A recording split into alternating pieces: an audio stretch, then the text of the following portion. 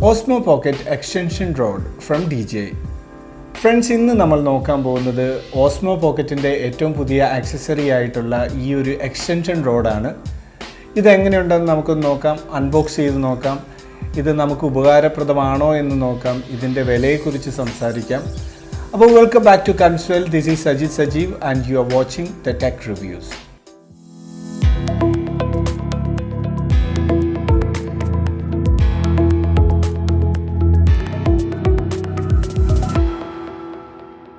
Osmo പോക്കറ്റിനൊരു ultra wide frame അല്ല എന്ന് നിങ്ങൾക്ക് എല്ലാവർക്കും അറിയാം. അതായത് നമ്മളുടെ ഓസ്മോ ആക്ഷൻ പോലെയോ ഗോപ്രോ പോലെയോ ഒന്നും വലിയൊരു വൈഡ് ഫ്രെയിം നമുക്ക് കിട്ടില്ല.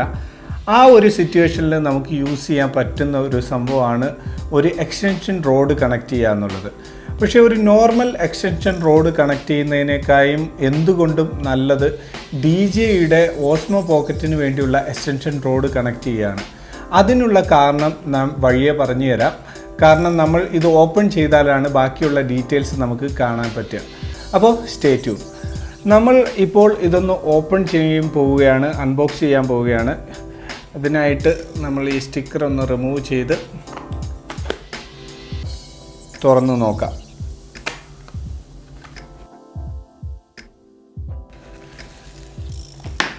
ഫ്രണ്ട്സ്, ഈ കാണുന്ന ഒരു ഡിവൈസാണ് നമ്മളുടെ DJI OSMO എക്സ്റ്റൻഷൻ റോഡ് എന്ന് പറയുന്നത്.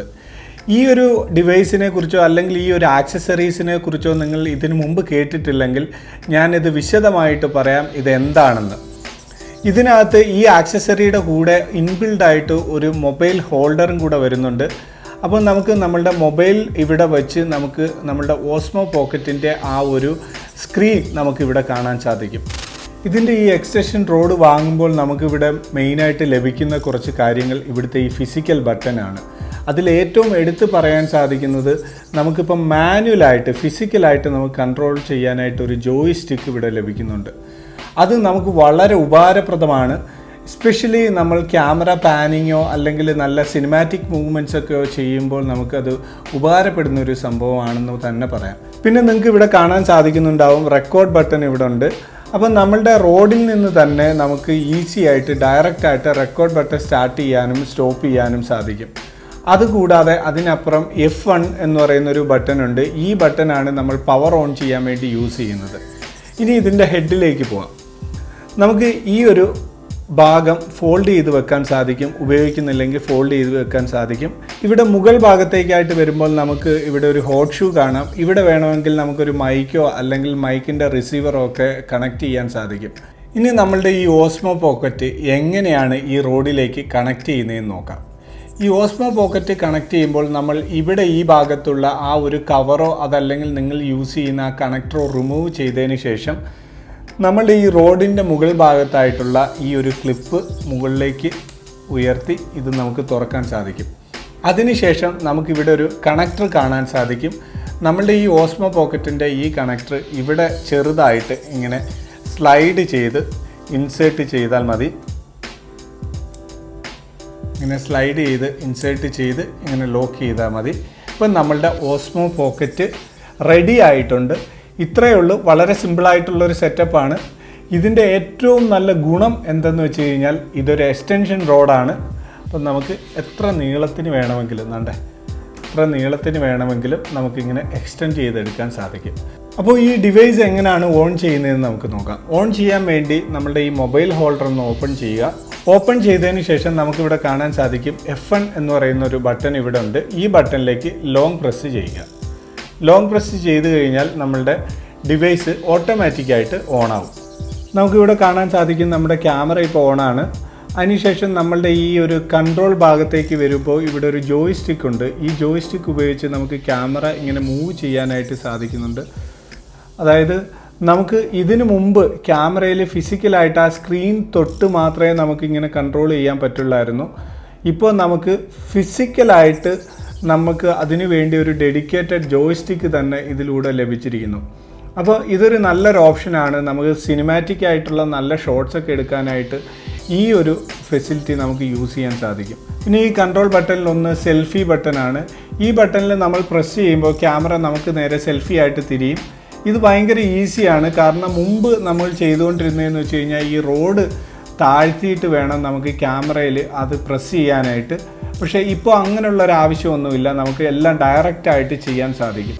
C1 ബട്ടൺ എന്താണെന്ന് വെച്ച് കഴിഞ്ഞാൽ ക്യാമറ വേറെ ഏതെങ്കിലും ദിശയിലേക്ക് തിരിഞ്ഞിരിക്കുകയാണെങ്കിൽ ഈ C1 ബട്ടണിലേക്ക് ഒരു തവണയൊന്ന് പ്രസ് ചെയ്ത് കൊടുക്കുകയാണെങ്കിൽ അത് നേരെയാകും.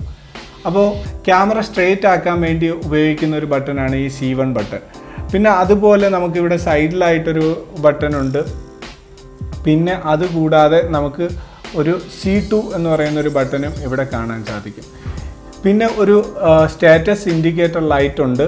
അങ്ങനെ ഒരു ബേസിക് ആയിട്ടുള്ള അത്യാവശ്യം കവർ ചെയ്യുന്ന ഒരു ഡിവൈസ് തന്നെയാണ്. ഇതൊരു ജസ്റ്റ് ഒരു എക്സ്റ്റൻഷൻ റോഡാണെന്ന് പറയാൻ സാധിക്കില്ല, ഒരു സ്മാർട്ട് എക്സ്റ്റൻഷൻ റോഡ് തന്നെയാണിത്. ഇതിൻ്റെ ബിൽഡ് ക്വാളിറ്റിയെക്കുറിച്ച് നോക്കുകയാണെങ്കിൽ നല്ല ബിൽഡ് ക്വാളിറ്റി ഉണ്ട്.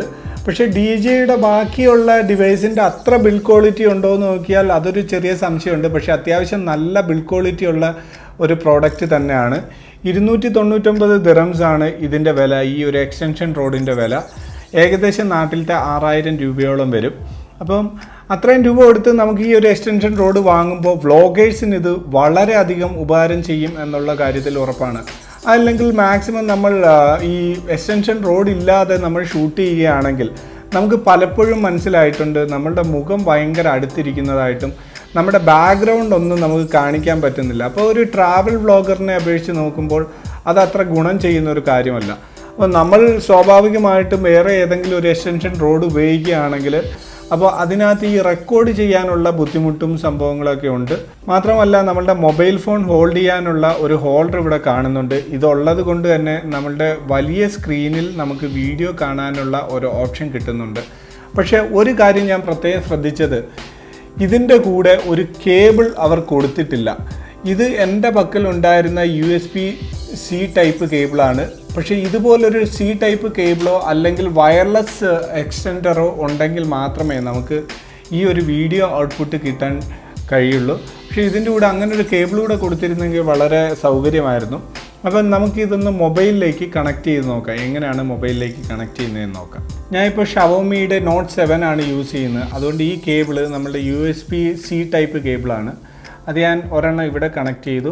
അതിൻ്റെ മറ്റേ ഭാഗം നമ്മളുടെ DJI OSMO പോക്കറ്റിലും കണക്ട് ചെയ്തു. കണക്ട് ചെയ്തപ്പോൾ തന്നെ നമ്മളുടെ DJI OSMOയുടെ മിമോ എന്ന് പറയുന്ന ആപ്പ് ഓപ്പൺ ആയിട്ടുണ്ട്. ഓപ്പണായി അതിൻ്റെ സ്ക്രീനും വന്നിട്ടുണ്ട്. ഇപ്പോൾ നമുക്ക് ഈ ഒരു ജോയിസ്റ്റിക്ക് ഉപയോഗിച്ചിട്ട് ഇത് കൺട്രോൾ ചെയ്യുക എന്ന് പറയുന്നത് വളരെ ഈസി ആയിട്ടുള്ളൊരു കാര്യമാണ്. നിങ്ങൾ വ്ളോഗിങ് ചെയ്യുന്നവരാണെങ്കിൽ, ട്രാവൽ വ്ളോഗർ ആണെങ്കിൽ വളരെ യൂസ്ഫുൾ ആയിരിക്കും എന്നുള്ള കാര്യത്തിൽ സംശയമില്ല. അപ്പോൾ മാത്രമല്ല ഇതിൻ്റെ ഒരു ഗ്രിപ്പിലേക്ക് പോകുമ്പോൾ റബ്ബറൈസ്ഡ് ഗ്രിപ്പാണ് രണ്ട് സൈഡിലും കൊടുത്തിരിക്കുന്നത്. വളരെ യൂസ്ഫുള്ളാണ്, ലൈറ്റ് വെയ്റ്റ് ആണ്, നമുക്ക് ഈസി ആയിട്ട് യൂസ് ചെയ്യാൻ സാധിക്കുന്ന ഒരു ഡിവൈസ് തന്നെയാണിത്. നിങ്ങൾക്ക് ഈ ഒരു ഡിവൈസിനെ കുറിച്ചുള്ള അഭിപ്രായങ്ങളും നിർദ്ദേശങ്ങളും നിങ്ങൾ എൻ്റെ വീഡിയോയുടെ കമൻറ്റ് ബോക്സിൽ അറിയിക്കുക. അപ്പം ഈ ഡിവൈസ് വാങ്ങാൻ ഉള്ള ഒരു ലിങ്കും ഞാൻ എൻ്റെ വീഡിയോയുടെ ഡിസ്ക്രിപ്ഷനിൽ കൊടുക്കുന്നതായിരിക്കും. അപ്പോൾ നിങ്ങൾക്ക് ഇന്നത്തെ ഈ ഒരു ചെറിയ വീഡിയോ ഇഷ്ടപ്പെട്ടിട്ടുണ്ടെങ്കിൽ ലൈക്ക് ചെയ്യുക, സബ്സ്ക്രൈബ് ചെയ്യുക. സബ്സ്ക്രൈബ് ബട്ടന് തൊട്ടടുത്തുള്ള ബെല്ലൈക്കൺ കൂടെ പ്രസ് ചെയ്യുകയാണെങ്കിൽ ഞാൻ ഇനിയും അപ്ലോഡ് ചെയ്യുന്ന എല്ലാ വീഡിയോകളുടെയും നോട്ടിഫിക്കേഷൻ നിങ്ങൾക്ക് ലഭിക്കുന്നതായിരിക്കും. അപ്പോൾ ഇതുപോലുള്ള അടിപൊളി tech and travel related video ആയിട്ട് വരുന്നവരെ this is Sajeev signing off. By.